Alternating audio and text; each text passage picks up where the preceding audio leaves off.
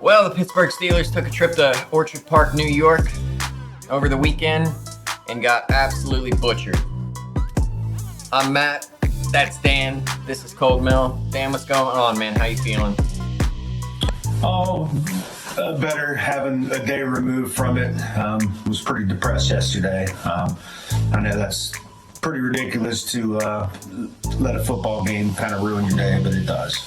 But feeling better today. I'm still optimistic about Kenny Pickett. Looking forward to moving on. Watching the game 38-3. It's hard to. How can the quarterback play well and do the things that you want to see? Perform the way you want him to perform, and you still get beat 38-3. How's that a thing? Non-disciplined plays, having penalties, having drops, key drops, not being focused, being too conservative. We should have known all along that we had to score points, and therefore you should have a very aggressive mindset. You could almost pretty much imagine the Bills scoring on every drive. You know that going in, and they're not going to come out and not score points, especially at home. They're hitting their stride, and they know we're depleted. They're coming right after us. We needed to go right after them, and we were way too conservative. I don't know if the coach thought, we could run the ball some and keep it out of Josh Allen's hands, but that was a failed plan, because we can't run the ball. And we turned it back over to them, and that good old defensive attrition set in right away. I think both sides of the football, in all areas, and Mike Tomlin used the word smashed. We got smashed, and that's exactly what happened. Absolutely every single area, on every single play, the Steelers got beat. It was a complete and utter failure on all levels. And who do you blame there? When it's all levels, who's to blame? For me, it's largely Mike Tomlin this week. He seems to feel like they're good enough to go out there and hang, and that they could be there in the end and have a chance to win it. But I think there was a story out there where they were talking about, Mike Tomlin and Sean McDermott being teammates at William & Mary. And if I heard it correctly, someone asked, Sean McDermott if they ever went one-on-ones, being McDermott was a safety and Mike Tomlin was a receiver. And McDermott said, yeah, we might have gone, one-on-one a few times. And when they asked Mike Tomlin that same question, he said something along the lines of, no, he was an underclassman, I was a senior, they needed to come with someone else for me, which was just, if that's accurate, and I don't want to say that it is, but that's an alleged conversation or whatever. It's no surprise that McDermott come out there and had his guys, really playing physical and violent. They were really trying to put all their weight on Kenny. That last play where Kenny got up and pushed the guy, the dude was trying to take him down as hard as he possibly could.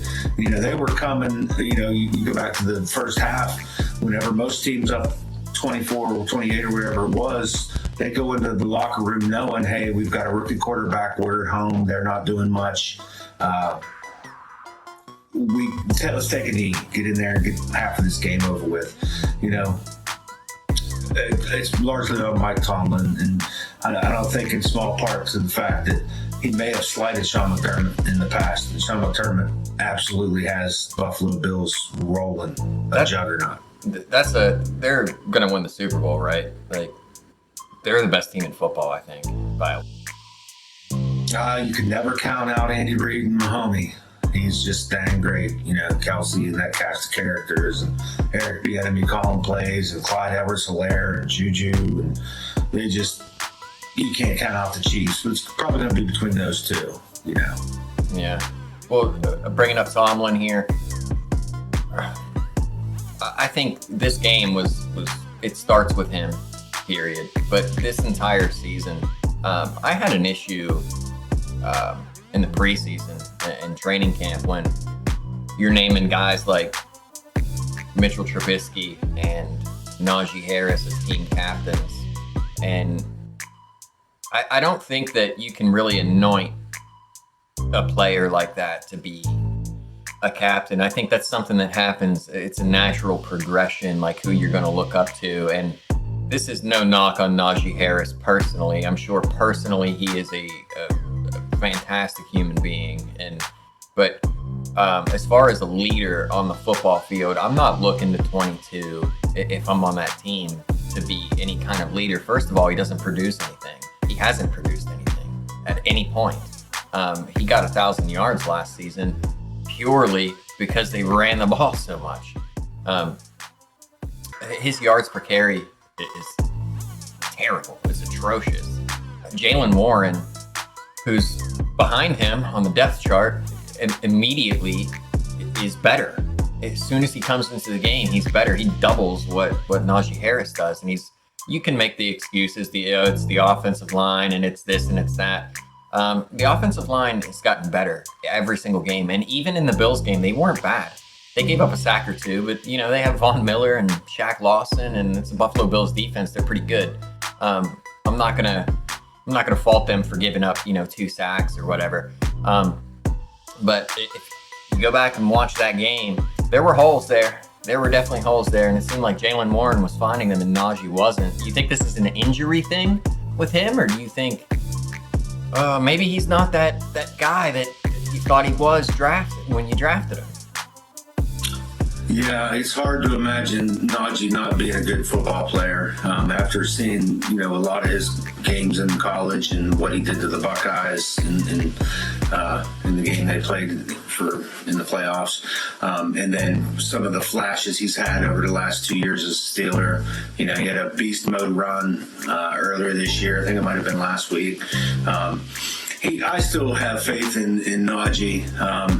But just the way we approach, play calling and things like that, it just doesn't seem like it lends itself for him to get rolling in any way, And I felt like, back to Mike Tomlin in this year, I think there's been a lot of whiffs on who he thought was going to be helpful or be good for us. And one of them is trying to fit the square peg into a round hole, which, naming Naji a captain. Naji probably doesn't even want to be a captain right now. He's trying to get his NFL career going. Ideally let him, of course he did have 1,000 yards last year, but let him naturally rise to the captain role. What he did is what you said, the word anointed. He did anoint him a captain, and it doesn't seem like like he's a captain at this point. He's still trying to figure out his game. But for me, there's a lot of personnel issues, with choices that he's made for players that they bring in and players they let go and things like that. I just struggle to believe that the guys we have backing up TJ Watt is the best we can find available in the league or in the world.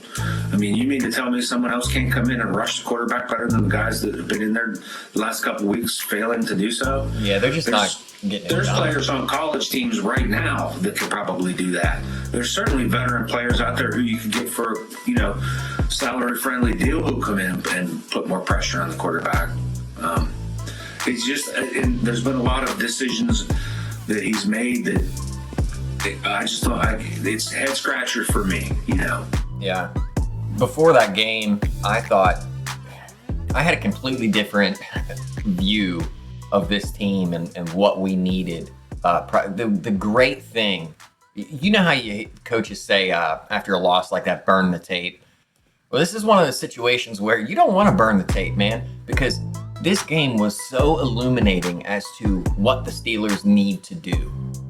Where our problem areas are. Up till this point, it was kind of, in the preseason, Dan, one of our biggest strengths coming into the year, you think, is the wide receiver room, right? Like, we have one of the best wide receiver rooms in football. This is the thought. We just drafted George Pickens. We got Calvin Austin coming in. You're adding that to Claypool and Deontay Johnson. We bring in Miles Boykin. We're thinking we're really solid in that area. One thing that this game and Kenny Pickett in particular really highlighted is our needs, because despite a complete and utter failure on all levels, Kenny Pickett still showed you He's that guy. And he's putting balls where they need to be. The problem areas, one of them is the receiver room. As we sit right here, right now, Dan, we have one NFL wide receiver in that starting lineup. One. And that's the rookie. You know, that's George Pickens. Deontay Johnson. You just signed a giant deal. You know, you're making $20 million per season. You cannot drop the football like that at this level. It's been 3 seasons. It's been 3 years. Terrific route runner. All these things, yes. You can't drop the football like that. His drops come at the worst times too. He's been an equal opportunity dropper his entire time with the Steelers. He's dropped them for Kenny. He's dropped them for Mitch. He's dropped them for Mason. He's dropped them for Dobbs. You know, he probably dropped a couple for Duck if he was around during that time. He's probably dropped a few for Oladokun in the preseason or what have you.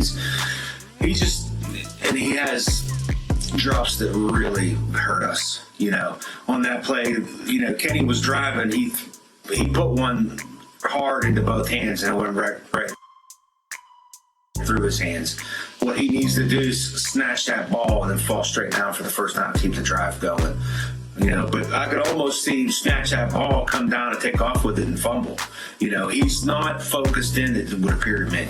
Yeah, and this is what I mean by Pickett highlights that problem because, you know, with Trubisky, you don't really know, the ball placement's not always great, and Deontay Johnson being a great route runner, if you're looking at the film, you know, he's getting open, so you're not really blaming him if the ball's not finding him or finding him on time or accurately. But now that problem's been removed. You got a guy that's getting him the ball. The problem is he's not catching it, which leads me into my next issue in that room, which is Chase Claypool. It's as big of a problem, just in a different way. Chase Claypool has some drops, sure, but his big thing is, it seems like 50% of the time, and that's probably not being fair, but 20 to 30% of the time, Chase Claypool has no idea what's going on a particular play. And this has been highlighted by Kenny Pickett coming in. You can see him in the middle of his route or getting ready to run his route, throw his hands up like he doesn't know what's going on. That's the international sign for I don't know what's going on. And you see it when the play starts and he starts a route and then stops in the middle of the play and puts his hands up. I don't know what's going on. That's a byproduct of an undisciplined team and poor coaching. You know, it may be a situation where, you know, Mike Tomlin is winding down much like a player would towards the end of their career. They're losing it. He's not choosing the right personnel. He's not making the right hires, perhaps. He's tardy in decision making. He doesn't, you know, challenge plays when you at least call a timeout and let him look at it for an opportunity on that one first down. He seems like the game's passing him by, and it doesn't even appear that he's doing much coaching on the sidelines. You know, at the halftime there, you know, I saw everybody running off the field. I see Mike Tomlin over there talking to Danny Smith. He even waited for him to talk to him. And Danny Smith's over there, you know, chewing gum and talking to him about who knows what. I don't know of any special teams faux pas that happened in the last minute before the half. You know, your entire house is on fire. Why are you talking to the gardener about how the petunias are doing? Sprint to the locker room and coach. You watched the whole thing. We appreciate it. Click subscribe so you can help us on our journey to 1,000 subscribers and so you can stay up to date on all the latest Cold Milk content.